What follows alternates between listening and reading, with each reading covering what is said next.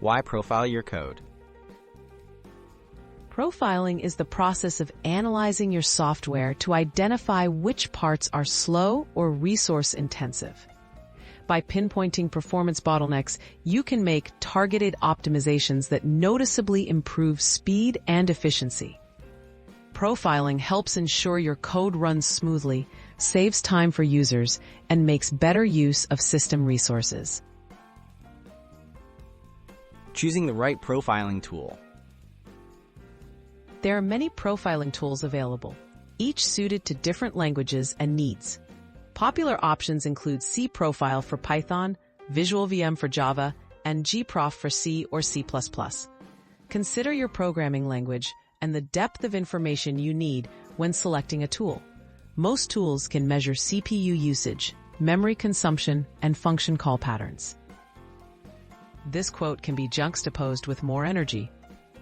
They have to be available. What's next? Let's go. Yes means we are trying to get the tools you need to make programming more flexible and effective. But we need to be different in order to prove methods succeed. Temp prominence will always depend on prominence or make the endgamey.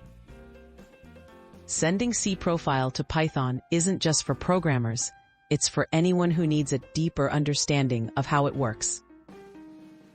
What's next? Do you want more information? Sending a tool to Python is crucial. Running a basic profiling session. To start profiling, run your program through the profiler, following the tool's instructions. This process collects data while your code executes.